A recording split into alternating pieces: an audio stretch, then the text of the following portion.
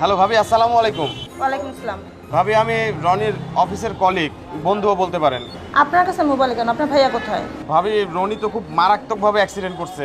কি অ্যাক্সিডেন্ট করছে মানে? ভালো মানুষ সকালবেলা বাসা থেকে গেল, কিভাবে অ্যাক্সিডেন্ট হয়েছে?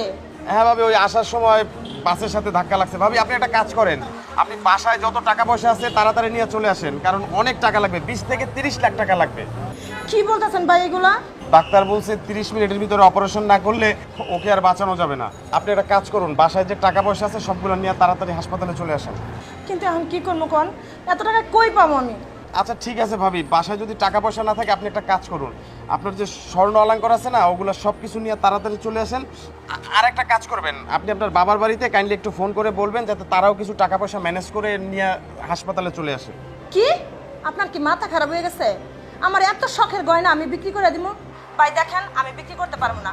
আর হুট করে কি আমার বাবার বাড়িতে কল দিলে আমার এত টাকা দিতে পারবো? ম্যানেজ করে কি তারা রাখছে বলেন আপনি? এত টাকা তারাই কই পাইবো? ভাই আমি জানি না কি করবেন, যা মন চায় তা করেন, কিন্তু আমার এই শখের গয়না আমি দিতে পারবো না। আর শুনেন, ওর মা তো খুব আল্লাদি না, ওর মারে কল দেন, ওর মা ব্যবস্থা করতে পারবো। আমার কাছে ভাই আর ফোন টোন দিয়েন না তো। ধুর, হ্যালো হ্যালো, তাড়াতাড়ি গয়নাটি নিয়ে নি। এই গয়না নেওয়ার পর আর কই কি আছে সব নিতেইব।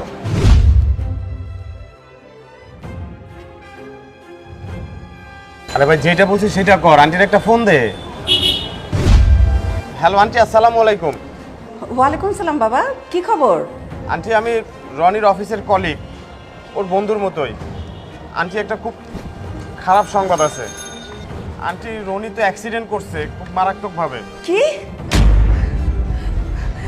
কি বলো তুমি এগুলি? কোথায় অ্যাক্সিডেন্ট করছে?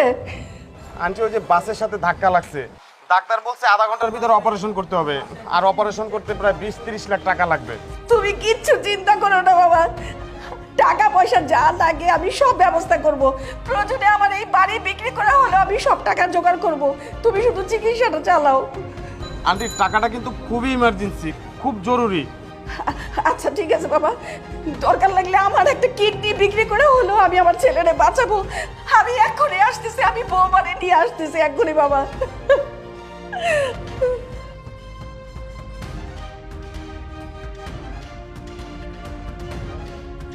যা। কি রে রনি, আমি তো একটু আগে ফোন পেলাম তুই অ্যাক্সিডেন্ট করছিস, তুই নাকি মৃত্যু পথযাত্রী। আমি আর ভাবলাম যে বৌমাকে নিয়ে আমি তোকে দেখতে যাব, আর এখানে বউকে মারতেছিস। আমি তো কিছুই বুঝতেছি না, ওকে মারতেছিস কেন তুই? তুমি যেটা শুনেছো মা,